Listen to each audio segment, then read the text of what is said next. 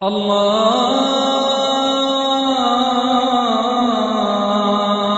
আকবার, আল্লাহু আকবার, আল্লাহু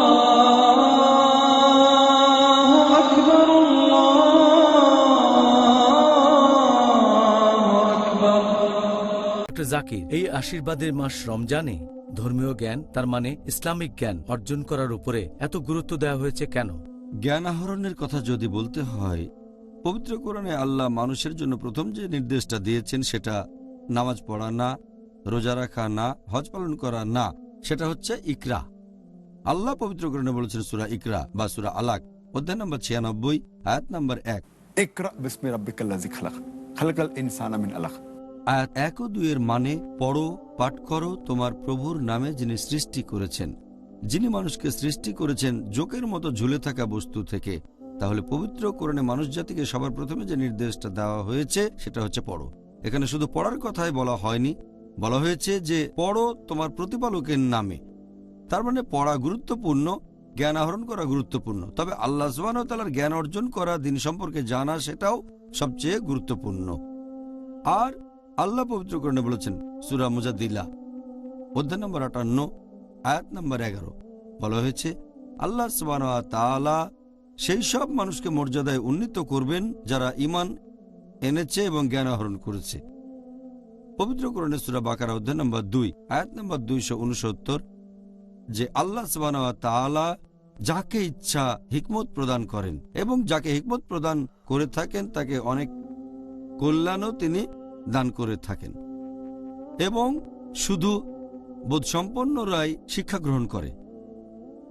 আমাদের প্রিয় নবী মুহাম্মদ সাল্লাল্লাহু আলাইহি ওয়াসাল্লাম তিনিও বলেছেন, উল্লেখ আছে সহিহ বুখারীতে, খণ্ড নম্বর 1, হাদিস নম্বর 71, আমাদের নবী বলেছেন যে আল্লাহ সুবহানাহু ওয়া তাআলা যাদেরকে অনুগ্রহ করতে চান তাদেরকে তিনি ধর্মীয় জ্ঞানে এগিয়ে দেন, মানে তাদেরকে ধর্মীয় জ্ঞান দান করেন। তাহলে আল্লাহ যাদের সাহায্য করতে চান তাদেরকে তিনি ধর্ম সম্পর্কে জ্ঞান দান করে থাকেন। আমাদের নবী মুহাম্মদ সাল্লাল্লাহু আলাইহি ওয়াসাল্লাম বলেছেন, এটা আছে সহিহ মুসলিমে, খণ্ড নম্বর 3, হাদিস নাম্বার 4005, আমাদের প্রিয় নবী বলেছেন যে যখন কোনো মানুষ মারা যায়, সে মারা গেলে তার সব কাজ শেষ হয়ে যায় শুধু 3টা কাজ বাদে। কেউ মারা গেলে তার সব ভালো কাজই শেষ হয়ে যায় শুধু 3টা কাজ বাদে। যে মানুষ অন্য মানুষকে কিছু দান করেছে, যে মানুষ জ্ঞান দান করেছে অন্য মানুষকে, আর যে মানুষের ধার্মিক সন্তানেরা আল্লাহর কাছে তার জন্য দোয়া করে। তার মানে কেউ মারা গেলে তার সব ভালো কাজ শেষ হয়ে যায় 3টা বাদে। যদি কেউ দাতব্য প্রতিষ্ঠান চালু করে, সাদকায়ে জারিয়া, যেখানে মানুষজনকে বিভিন্ন রকম সাহায্য সহযোগিতা দেওয়া হয় নিয়মিতভাবে, এটি সাদকায়ে জারিয়া। তারপর সে যদি অন্য কাউকে কিছু শিখিয়ে থাকে, আর সেই লোক যদি জ্ঞানটা শিখে নিয়ে তার নিজের কাজে লাগায়, ধর্মের কাজে, মানুষের সাহায্যের কাজে, এটাও টিকে থাকবে।